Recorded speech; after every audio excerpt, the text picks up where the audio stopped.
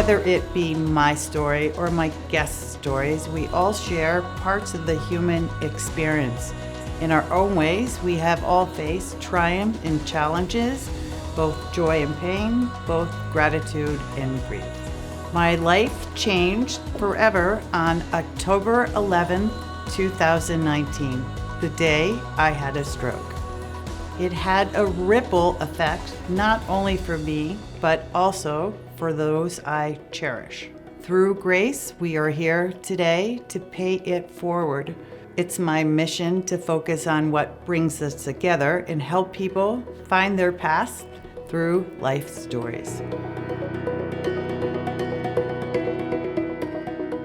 With a desire to make a positive impact on the rapidly growing Denver city, Andy formed Westside Investment Partners in 1998. He formed this company with a simple principle: development with a conscience. His passion for helping others was cultivated early in life, a passion that has defined his approach to community and development throughout his career. I always say, everybody has a story.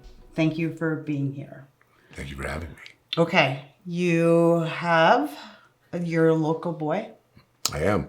You were a counselor at Easter Seals. Yes. What did you do as a little boy? As soon, I had my own version of a rough childhood. So when I could, I got out of the house. Mm-hmm. So for a summer, I was a counselor up at the Easter Seals Handy Camp in Empire, Colorado, where I was for a summer the wrangler and helped all the campers ride horses. Oh, wow. Did you ride horses? Not seriously, but that was where they needed the help. That's fun. Okay, so you have a company. The name of the company is? Westside Investment Partners. Okay, and you do many projects through the city. Yes. Tell me about that. Throughout the Denver Front Range, as far north as Fort Collins and Greeley, and as far south as Colorado Springs, we build communities. And that involves many things, as you might imagine, creating great places for people to live and work and shop and recreate. And the beautiful thing about building community is it's so tangible. In every neighborhood, you can walk through 30 years after they've been built and say, this, can feel what kind of job or how much care was put into it or how much thought was put into it at the time it was planned. And that's, what I hope to be able to do as my career progresses, is to be able to look back and walk through some of these communities and know and remember how much, thought and time we put into creating these places. That's admirable. Okay, that's what set your company apart? I certainly think that I'm not the only developer that does that, but that's certainly one thing I'm proud of as a developer. What else are you proud of? Boy, what am I proud of? Your children? Yeah, everyone's proud of their children. I'm proud of my children. But that's an easy one. I'm proud of all of my work in the community. I'm proud of the company that I've created. We've got about 22 or 3 employees at this point, and I'm proud that it's a place where that everyone who's there has been there for long periods of time. I think my average employee is over 10 years, and I think that's unusual in any company. Mm-hmm. And it's a place where people. It's like a family. And everyone has bought into what we are trying to do, which is kind of create the communities that I talked about, create the places. Okay. Go back in time. Okay. I first met you when you were trying to teach a neighborhood how to start a school. Yeah, I remember that meeting in Heritage Hills. I've had experience trying to build schools through all of my work in developing communities. And I was a former resident of Heritage Hills. And so I had a lot of friends there who knew what I had done in the past. And so as a result, I knew what it would take to put together the different ways you can get a school built in a community, whether it be through the school funds or bond funds or through the district and even a charter school. Sometimes you have to let the local school district know that you've got other ways of getting schools built to kind of force their hand to get a school built in your neighborhood. And that's how we did it. And that's how we did it. Okay. So you were a developer way back when? I've been doing this since the early 2000s. Okay. I started Westside Investment Partners in 1998, but really became a development company in the early 2000s. Okay, so you were successful, and 2008 comes along, and then I wasn't successful. That's not funny, but yeah. No, it's not funny. No. It's funnier now than it was in 2008. Yeah. The world effectively fell apart economically, and I was certainly in the middle of the melee. So I owned a lot of real estate and had a lot of loans, did a lot of transactions, not dissimilar than I have today. And all of a sudden, there was a crisis with the banks, with the, and the economy fell apart, and home values went down, and banks stopped lending effectively. And once you had one project that was in trouble, it created a domino effect because everyone was worried that the next project would continue to fail. So even the projects that were doing well, if the loan was coming due, banks didn't want to give you a loan. So I became unbankable for a period of time, which was a very hard thing to do because, as you said, I had started the company in 1998. So for 10 years, we had a lot of success. And then from 2008 to 2013, it was very difficult. Okay, so what did you do? What did I do? During that period, there were a lot of people, including a lot of partners of mine, who would not return calls to banks, who would not talk to their partners. And I think one thing that I learned, and I don't know what I learned about, is that it's better to be a communicator of bad news than not a communicator at all. Wow. And so it's good to, when the bank calls, even though you don't have good news, rather than not answering and not calling back, the best response is to pick up the phone and communicate that you might not have a solution, but you're working hard to fix it.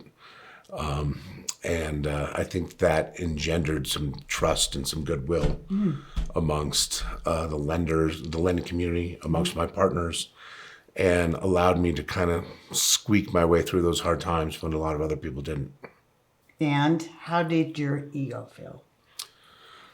Oh my gracious! I mean, I was a mess. I mean, I felt like an abject failure. I felt like, I was at the bottom. I felt like how could I let everybody down, from the banks to the investors to my kids, who were also feeling the strain. Just a funny story. Yeah. My son, we're not religious, but my son went to Temple Sinai for preschool. And the rabbi said on Fridays, he said, the world is going through a tough time. I want everybody to come in and bring $1 for everybody in their family to help other people. And my 5-year-old son, Maverick at the time, stood up and he said, "Rabbi, don't you know we're in a recession?"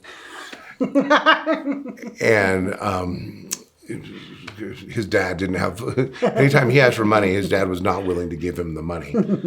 So, it was just a tough time for everybody. And my kids felt it and watched me go through it. And I know it has impacted them greatly today. Okay, so for the better? In some ways, I think certainly for the better. I think, since that time, things have gotten better. And my kids are very frugal. You hear stories about people who grew up in the Depression and how they have their first nickel. Yeah. And my kids, when I was a kid, I wanted a lot of things. My kids don't want anything. It's when their birthdays come around, it's a very short list. Wow. So I think they understand that there's a lot of things that are more important than things. Okay, so why? I'm always about the why. You held your head up, right? And Yeah. survived. And that, you know what? That is what I respect about you the most. You had it, lost it, and now you have it, but there was grit. Why? I didn't feel like I had a choice. I think, people are given the choice to stand up and fight or run, fight or flight. Yeah, yeah. And I've always chosen to fight. Good for you. What would you like your legacy to be? Different things in different parts of my life. Wow. Right? I'd love to be thought of as someone who built great places, who positively impacted the Denver area from a development perspective. Right now, in particular, being a developer kind of has a negative connotation. Yeah. So, Why? Because I think a lot of times the development process is hard, and a lot of developers don't do what they say they're going to do. And there's a lot of distrust between developers and the community. And I think working with the cities is very hard. And Harder today, right? I think it gets harder all the time because there are more and more issues to solve, and we can become more aware of them, whether it's climate change or homelessness. 30 years ago when you were doing a development, they didn't really, while there were homeless people, there weren't impact fees for every development that helped homeless people or low-income people, or rules that made your buildings low emissions. So as society evolves, there are more and more rules placed on, I think it's not just the development community, but everybody. But I think development community feels it a lot because it directly impacts the, how we develop communities. Okay, so tell me about your involvement with charities.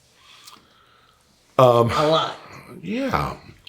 Listen, we like to be involved in the community because,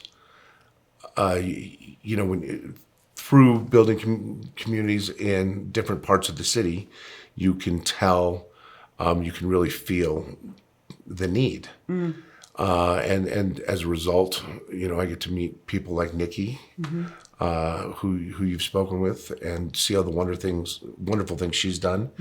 There are schools in Park Hill. There are football teams that can't buy uniforms, and you can't help but want to be involved in those things. And you make friends who are also involved. Who I've got very good friends on the board of the Boys and Girls Clubs, and all you have to do is tour one of those clubs and see all the amazing work they do. And I was hooked, and now I'm on the board and trying to raise money for Boys and Girls Clubs. Good for you. And I went to the University of Colorado Boulder, where I was given a scholarship, and now I sit on the board of that scholarship because that experience, that scholarship impacted my life so much.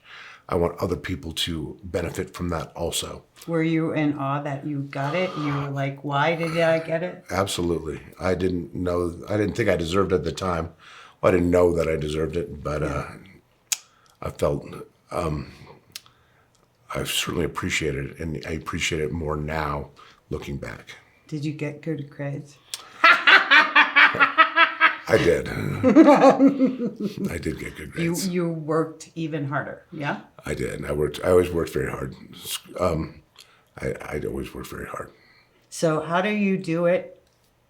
Everything. Same as everybody, right? There's certain things that matter, right? At the end of the day, I've got certain things that matter with my children, obviously first and foremost, my career in the community, and You're going to run for mayor? I have no interest in running for any public office ever. That's the hardest thing in the world. Yeah. But you know what? It's the hardest thing in the world besides you, because you're trying to build a community and nobody knows what goes on to build it. Yeah, I think that's right. I think at the end of the day, you're right. Everything is hard. You got to pick your hard. Yeah. Right. There are certain things that people enjoy, and I truly love what I do every day. A passion. I have a passion for it. I have a passion for, I love my job. I don't get sad for Mondays, which is great. And hopefully I've imparted that on my kids. And how do you do it? I involve my kids. My kids have listened to so many of my conference calls from the time I was a kid. Not kids, from the time I was an early father. And, I feel like they probably know more about real estate development than they should. Okay. So this mission that I'm on is to help just one person to be moved by what you went through and stood up, right? What words of wisdom? I think do what you love. And I think that of all of, the things that make me happy, I think I pay attention.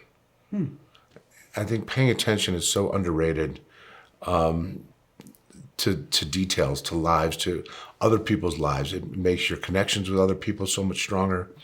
It makes your ability to accomplish things, allows you to work with people so much better and see things other people don't. You made a profound statement.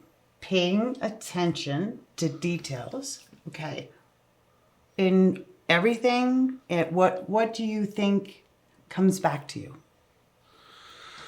I think paying attention is also synonymous with caring. And I think when people feel that you care about them, it comes back to you in many ways. In honesty? In every way. In respect, in terms of when people don't necessarily agree with you, I think they're more willing to hear you out.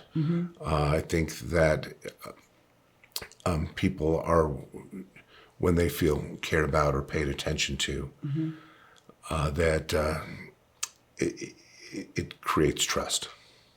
Okay, and you send a line about communication. It's better to be a communicator of bad news. Yeah. Than. Did you learn that? I think I watched that. I think I experienced that as a kid. I think I would. I think it's always better to know than to not know. I'd rather know bad news now than anticipate and worry. I'm a born worrier.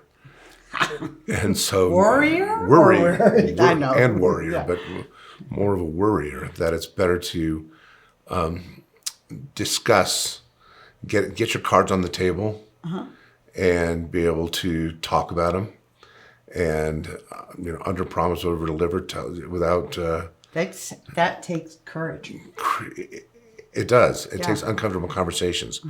Creating expectations, not trying to overpromise, and I think it's served me well that when you let someone know that things aren't good, they appreciate it and respect you.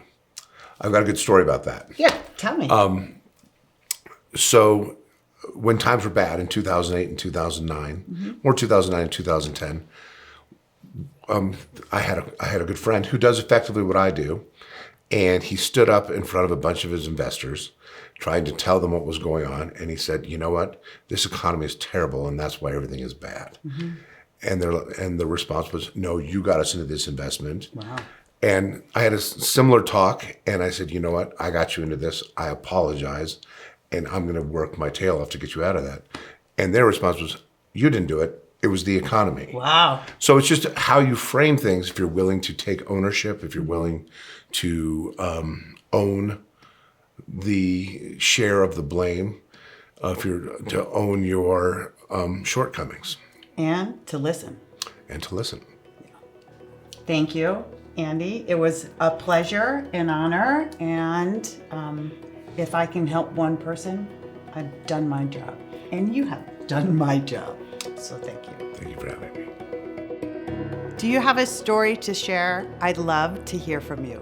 Please visit LoriCorken.com. There you will find more stories like the one you heard today with our series, The Power of a Voice.